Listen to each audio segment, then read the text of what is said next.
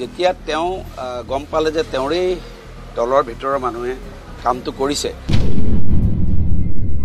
সেইটো 10 কোটি টকা ডিফেমেশ্যন কেছ কৰি আছো।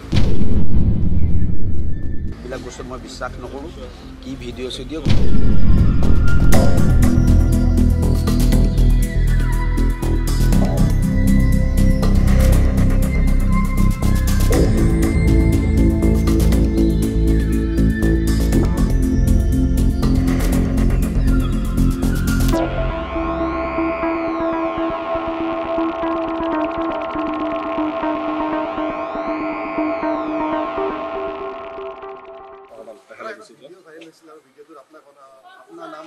হয়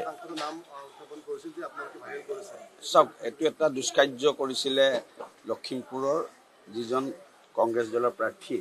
প্ৰথম অৱস্থাত যেতিয়া ভিডিঅ'টো ভাইৰেল হৈছিলে, মোক আপোনালোকে মিডিয়াই সোধোতে মই কৈছিলোঁ যে মই যিহেতু লখিমপুৰৰ এজন বিধায়ক আৰু তেওঁ এজন জ্যেষ্ঠ নাগৰিক, গতিকে এইবিলাক বস্তুত মই বিশ্বাস নকৰোঁ। কি ভিডিঅ' চিডিঅ' গতিকে কিবা সহায় কৰিব লাগে থাকিলে মই কৰিম।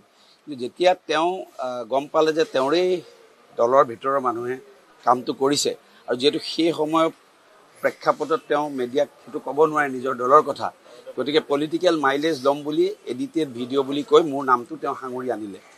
আনাৰ লগে লগে মই ছফ্টৱেৰেদি, যিহেতু ময়ো চালোঁ যে ভিডিঅ'টো হয় নে নহয়, মই সঁচা প্ৰমাণিত হৈছিলে ভিডিঅ'টো।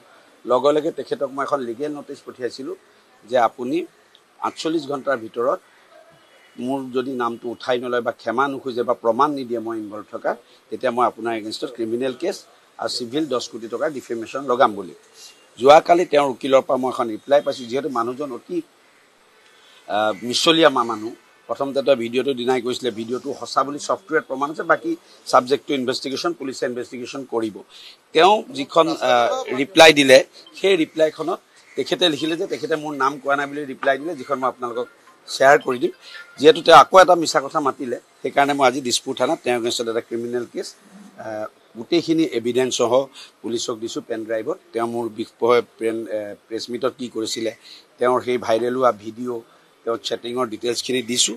এতিয়া মোক বিষয়াসকলে কৈছে যে তেখেতৰ ষ্টেটমেণ্ট লোৱা হ'ব আৰু তেখেতৰ সমস্ত ছ'চিয়েল মিডিয়া হওক, ফোন হওক, গোটেইখিনি চেক কৰি তাৰ সত্যনত্য এটা বিচাৰ কৰিব, আৰু মই ভাবিছোঁ, মই আশা কৰিছোঁ যে মই জাষ্টিছ পাম। এইটো মই এতিয়া ক্ৰিমিনেল কেছ লগাইছোঁ, মানহানি গোচৰ কোৰ্টত কৰিম, কালি পৰহিলে মই কৰি আছোঁ। সেইটো 10 কোটি টকা ডিফেমেশ্যন কেছ কৰি আছোঁ। Do not forget to like, share and subscribe to the Assam Tribune.